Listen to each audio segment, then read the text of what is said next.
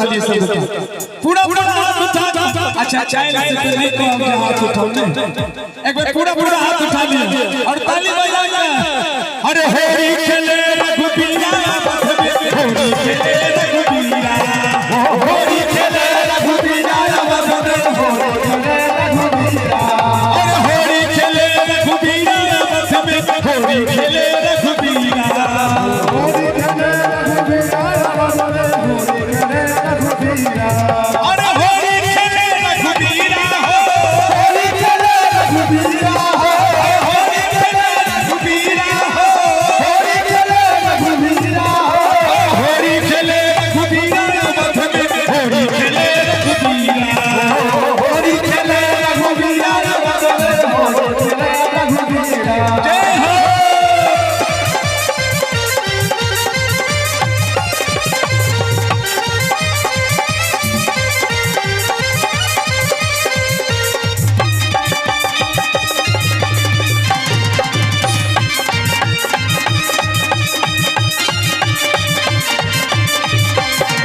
अरे किंद को भीजे पियर पीतांबर किंद को भीजे पियर पीतांबर किंद कर भीजे तन चीरा बख में होली खेले रघुबीरा अरे होली खेले रघुबीरा होली खेले रघुबीरा होली खेले रघुबीरा होली खेले रघुबीरा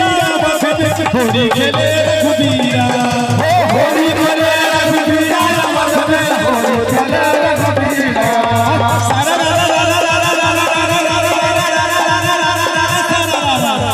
बाजी ई जो गिरा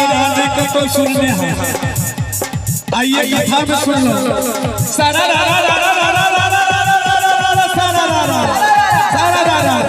अरे एक समय रघुनाथ जी ने वन को सिधारे एक समय रघुनाथ जी ने वन को सिधारे और पंचवटी जाकर प्रभु कुटी बनाए पंचवटी जाकर प्रभु कुटी बनाए और सुंदर सुंदर फूलों को चूट के लाए बिन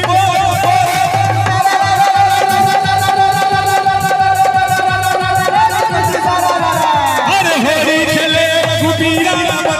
होली खेले रघुबीरा होली खेले रघुबीरा अरे राम जी के भीजे पियर पीतांबर राम जी के भीजे पियर पीतांबर पियर पीतांबर पियर पीतांबर पियर जी के भीजे तन चीरा होली खेले रघुबीरा पियर जी के भीजे तन चीरा होली खेले रघुबीरा सारा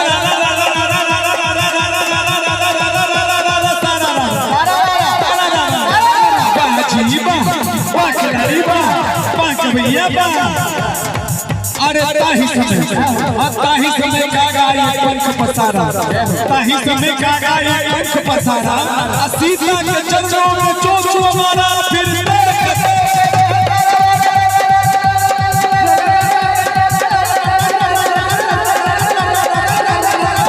होली खेले रघुबीरा होली खेले रघुबीरा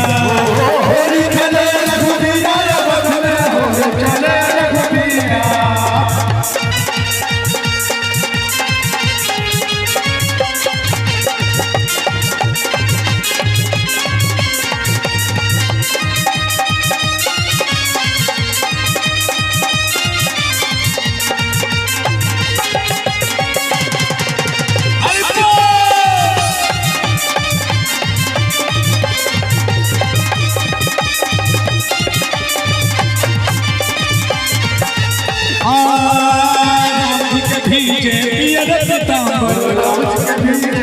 राम जी के भीजे पियर पीतांबर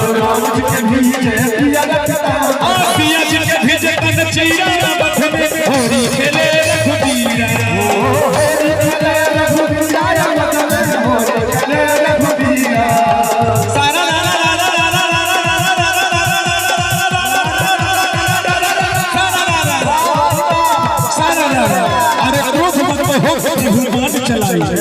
जब जयंत का पुत्र था इंद्र के पुत्र जयंत जब महारानी सीता के चरणों में चोट मारा तब क्या हुआ? अरे क्रोधवंत होकर प्रभु बाण चलाई, क्रोधवंत होकर प्रभु बाण चलाई तो कागा ने भागा गगन के मार्ग से, कागा ने भागा गगन के मार्ग से तो मार्ग में मिल गए नारद बाबा, मार्ग में मिल गए नारद बाबा। कागा से कहते हैं नारद बाबा, कागा से कहते हैं नारद बाबा, राम भृग चाहते हो भलाई, राम भृग चाहते हो भलाई, आए आंख फोड़ प्रभु छोड़ गिरधारी फिर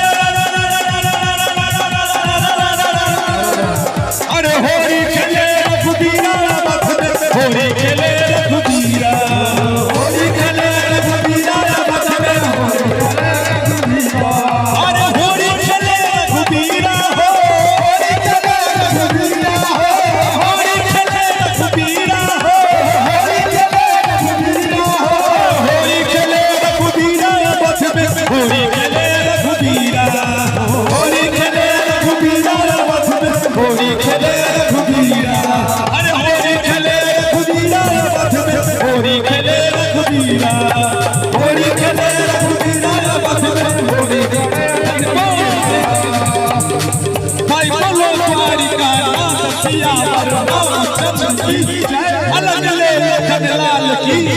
पवन सुत हनुमान